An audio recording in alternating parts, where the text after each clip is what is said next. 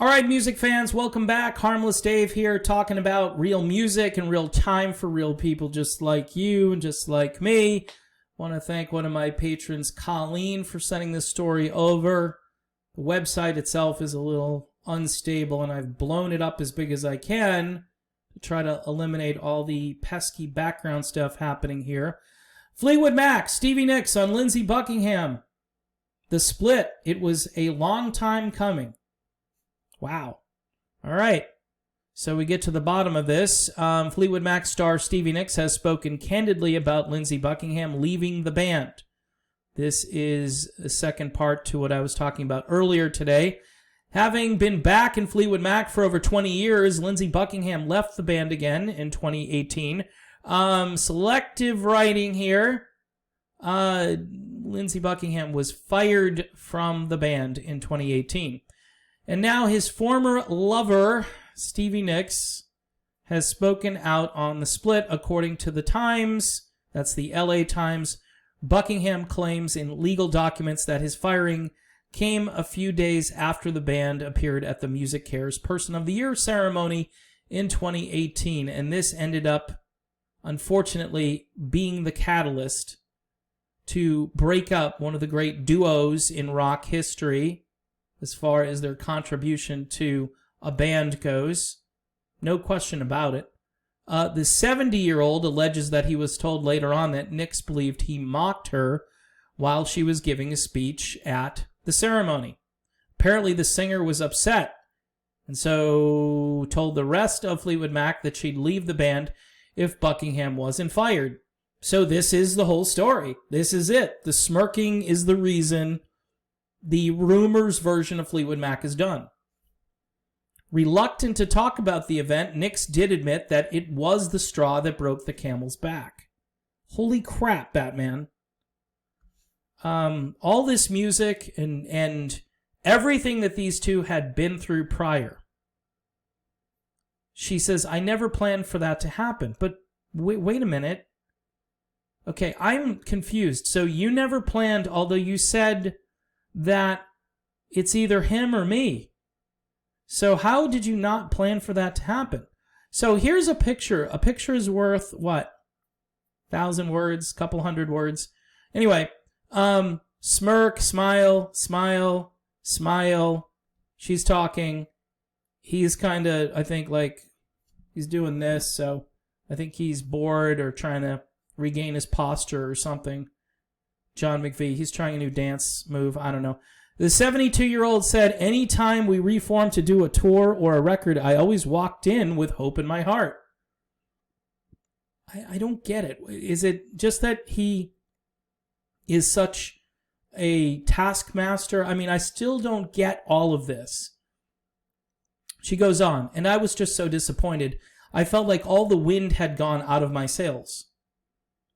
Okay, the wind went out of your sails because Lindsey smirked.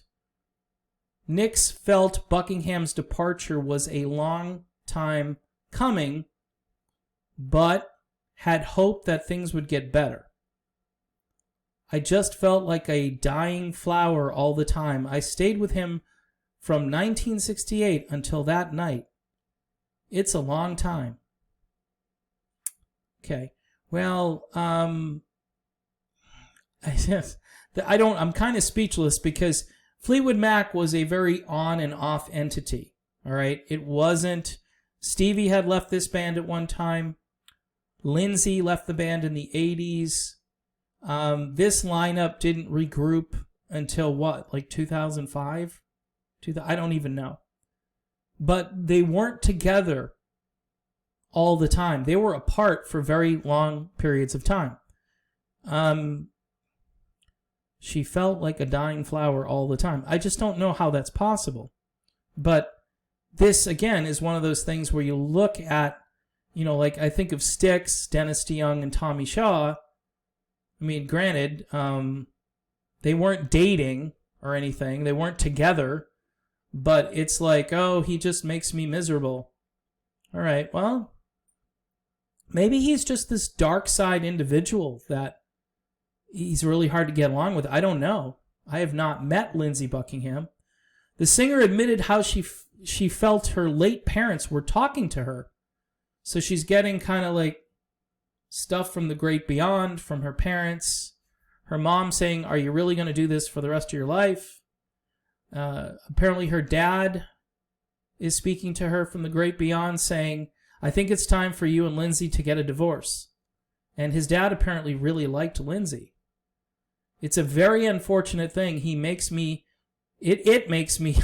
Freudian slip, it makes me very, very sad. So is there a way to fix that problem? I mean, shouldn't you try to make amends with the people that you care about? And can't someone be forgiven for the smirk? Or is this just behavior that has gone on behind the scenes for so long that Lindsey is going to do it forever, and Stevie is just tired of it and just wanted it to end? To me, it seems very mellow, very soft compared to the stuff that they had already gone through in relationships in the late 1970s. These are very mature people. These are senior citizens at this point. Part of me gets this, though, because when you hit a certain age, you're like, screw it, all right? I don't want to deal with this anymore. I'm done. I'm not putting up with this. I've put up with it for a very long time.